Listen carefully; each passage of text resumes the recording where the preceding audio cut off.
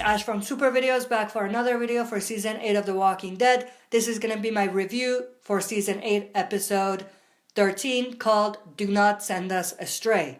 So, overall, I actually absolutely loved the episode. It was a very exciting episode, very good episode. It had its flaws and kind of problems here and there. There are definitely some valid criticisms to this episode, but overall, I would say, in spite of these criticisms and problems and flaws, I still enjoyed the episode. It was a well done episode, especially considering some of the other episodes that we've seen this season. But in terms of plot and in terms of some parts of the episode, there are definitely some flaws, and I'm going to point those out. But just going through the plot points and some of the things that I enjoyed and some of the things that I thought had problems. We start with everyone basically getting set up, waiting for the saviors. I actually loved the opening shot, especially with the way it kind of panned out from Jerry signaling all the way to Maggie, and then Maggie saying, "Let's do this." I absolutely loved that.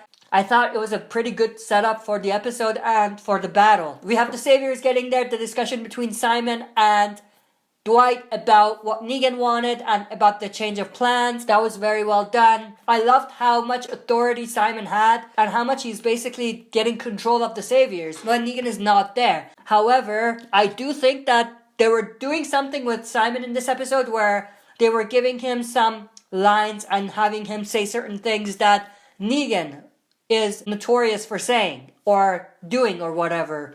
Like saying that line about the gates and about playing hard to get. That was one example, but there were certain scenes or certain lines that they gave Simon that was for Negan, I would say. So in some sense, it did feel out of character for Simon to be saying those things. He didn't come off as being that sort of goofy, charismatic character. He was portrayed before as being this tough, strict character. So in that sense, it did feel out of character for him to say those certain things. So I feel like because they were remixing the comics, and Negan might have said that in the comics, I don't remember if he did, but I think that might have been the case. Negan might have actually said that in the comics when he was there at Hilltop during this battle, but they couldn't have Negan say it because he wasn't there. So they basically remixed it and had Simon say it. That's the only thing I can think of, but it did feel a bit forced and out of character for Simon to be saying those things. It's a nitpick, it's small, but it's definitely something that I picked up on.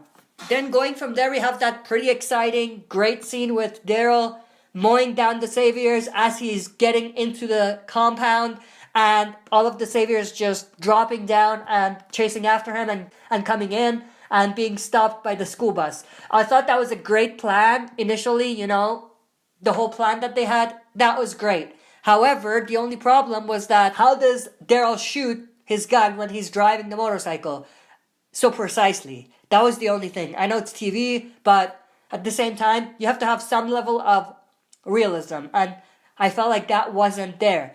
Great scene, very action-packed, and, making Daryl be this cool, badass character, but they toned down on the realism aspect just a little bit. But slowing down the saviors first, and then, driving him into the compound and stopping him there again, I thought was well done in terms of a strategic plan. But then when they're inside, we have that whole conversation with Maggie and Simon. We have Maggie threatening Simon and the saviors, saying that she has 38 bullets, that she will personally fire into all 38 prisoners. That was very cool. Again, we're seeing Maggie pushed to the darker side a little bit. It doesn't play quite like this in the comics, so they're taking a relatively different approach with Maggie. I'm loving it. It's cool seeing that and to see how much of a shift this war and the things that has happened to Maggie has had on her, but it's a bit of a shift in terms of what's happened in the comics. But I love that whole conversation between them, and then that's basically when more people are shot and killed and everything. So the main meat of the battle is at this part of the episode, which I absolutely loved. The only thing that I do have a problem with, and a lot of criticisms for this episode are based on this, are how the hell does Simon and the Saviors not regroup and go back and get more weapons when Simon has said that there's a change of plans. We're gonna go to kill them.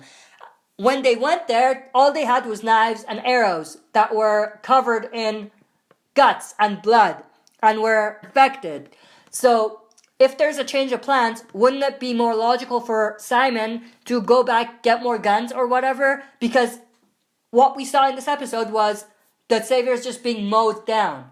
They were stopped at corners and shot down, and the survivors basically got the upper hand on them. So I feel like either Simon is a terrible leader and can't make a simple decision to go back and regroup and get weapons, or he just got overconfident. But at the same time, I feel like they should have addressed that a little bit more. Maybe afterwards or during the battle, Simon saying, "What was I thinking?" or whatever, just addressing it. So that was a little bit of a problem in this episode for me.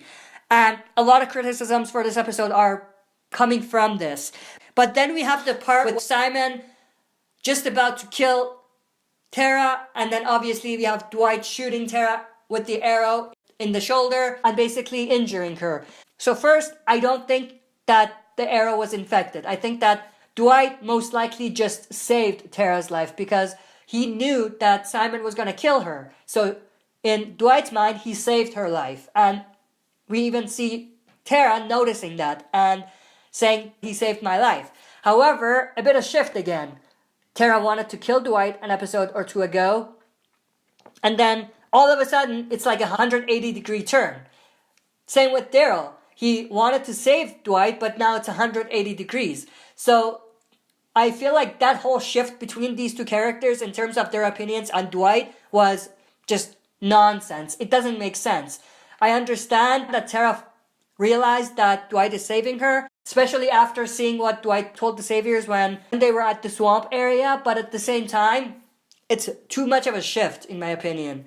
So again, another part that didn't really make sense to me. But I love how they mentioned the governor and Merle when Daryl and Tara were talking. Again, a bit convenient for Tara to all of a sudden be mentioning the governor when it suits her. It was basically there for plot and to move the story where they wanted it to go. They couldn't have Tara say that before because that would mean that they wouldn't be able to do the story with Dwight and Tara a couple episodes ago. But then here, they have to do it because they want to shift Tara's story a little bit again. So again, I understand what they're doing, but it feels out of character and it feels forced a little bit. And then we get to the main death. We have Tobin being stabbed. Obviously, he doesn't die right then and there, but he does later on. So he basically got Nicholas's comic death. I saw it coming right after he was stabbed, and I knew that he was most likely going to die and turn because I knew about the comic material. But I think that they did a very good job in making that play out and kind of giving some screen time to Tobin once he's stabbed and not making it too obvious that he's going to die, but at the same time, leaving the traces there so you can pick up on it. I love that. Then when the battle actually ends and Simon and some of the other saviors, including Dwight, run away, we have that conversation between Rick and Maggie. I absolutely love that conversation. I think that both actors did great with the performance, their facial expressions, especially Lauren Cohan, who plays Maggie. So love that whole thing. One thing I do want to mention before I move on is what they had with Maggie. Something that is very interesting because we have Maggie revealing sometime in the episode that what she did, sending one of the Walker saviors in the box, was a selfish thing. She wanted to pay back. Didn't matter who died. She wasn't thinking about that. It was all part of the plan for her. And it was basically a selfish decision. But at the same time, we do see later on one of the residents of Hilltop telling her that unlike Gregory, she's not selfish and her decisions are not selfish. So it was cool how those two played out against each other, and this inner struggle with Maggie being this leader and making these decisions and her justifications for these decisions versus what others see. So that was great to see. Pretty cool. Obviously, we have the repeated parts with Morgan seeing Gavin.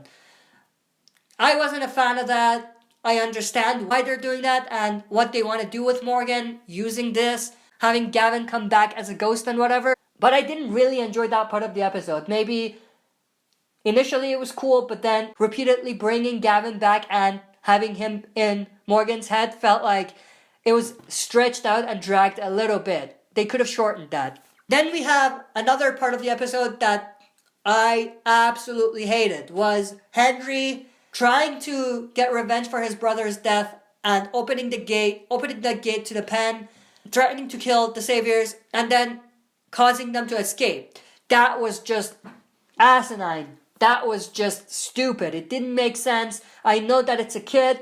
He makes stupid decisions, but even at his standards, it was stupid. You know you have a gun. Why do you open the gates? Just stay outside. If you want to threaten them, shoot them, whatever. That all makes sense. But to actually go in there and have that conversation, what's the point of that? You know, I felt like it was one of those things where they merely did that for plot. Nothing else. Nothing more than that. And obviously Henry is gone now. We don't know where he is. We don't know whether he ran after the saviors that ran away or whether he was captured by them and taken. But in either case, I felt like if they wanted to kill Jared, they should have just done it. And I just don't understand why they keep pushing his story forward. What's the ultimate reward for fans in terms of that character? What are they going to do with him? Who are they going to have kill him? So I don't understand that. But again, Henry, I feel like it's unnecessary. To be honest, I feel like his story is just unnecessary.